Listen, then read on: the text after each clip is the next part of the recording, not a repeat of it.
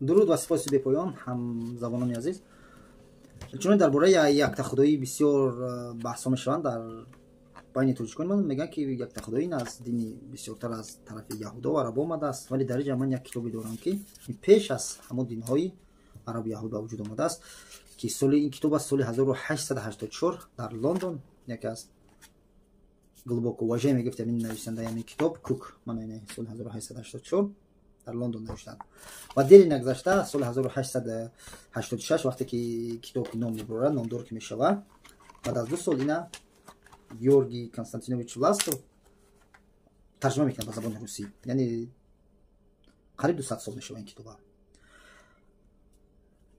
баъд ғайр аз ин фактҳо, китобҳо, далилҳо мо бисёр дар ҳайкалҳо, деволҳо, расмҳо мебинем ки дасти Зардушт ҳамехе болост. Ай маънои яктахудоиро дорад ки имрӯз аз ӯ бародарони баъзе бародарони мо омӯхтанду ҳамехе мекунанд. Пеш аз ин 1000 сола таърихҳо доранд. Дар диворҳои Ҳиндустон монданд, дар шаҳрҳои Широз, дар Ироқ ҳастанд ки Зардушт ҳамехе дасти боло кардааст.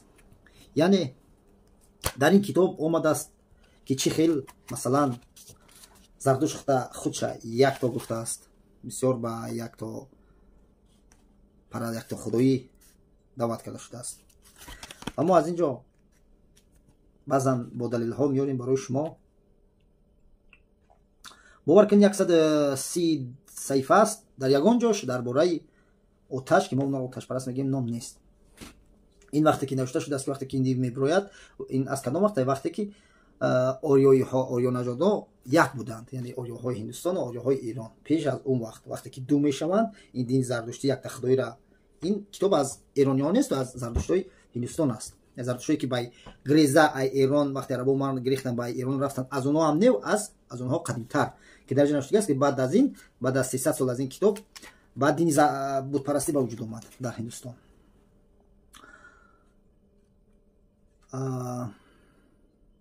Мы указываем, что в гатах нет ни имени, ни мысли об Ахримане и добрый дух.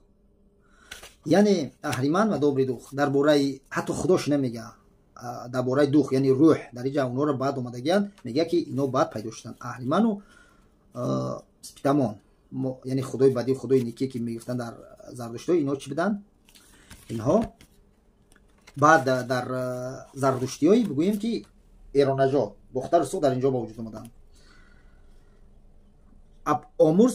Омурз навиштагист худои некира, баъд боз дар баъзе ҷо Спитамон. Омурз и Аҳриман, худо маънош, яъне худо барои чӣ худо мегӯем? Яъне худо маънош худо аҳрам аз донесту худо мисол Аллоҳ ҳам нест. маънои худо танҳо як соҳиб, яъне Аҳриман соҳиби бадиҳо, Спитамон соҳиби некӯ. ва дар ҳамаи соҳиби ҳамаи некию бадиу ҳамандаш бода болои ино кияй?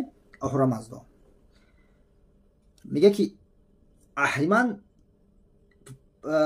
лишь философски указаний на факт о добре и зле в мире, сделанное учителем бактерия, яъне ина бохтариҳо ба вуҷуд овардан, на балки дар дини гӯе ки ин яктапарастию дар дини зардуштиё мегӯянд, ин набудааст аввал.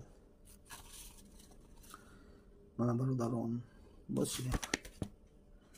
ҳама ин китоб бо факту бо далил аст. аз хазмат не ҳама бо ин ҳамон шоири бузург вақте ки менависад ё ки ҳамон нависандаи бузург ҳамаи китобанда шайки ҷо ёфтааст. бо даказат мана фақат хат задаги ранги шоирои нависандаи Тоистоне ки ай дигар китобо бдизану хапу хомӯш ки ман навиштам ҳамаш ин дар поён бо дар ҳар варақаш дар ҳар саҳифаш гапои он ай дигар китоба ай ҷо гирифтагӣ, яъне фактҳо доказателсҳо ҳамаш навиштагӣ. ай ҳатто навиштагӣ ки ҳамон худои некира аввал мегуфтанд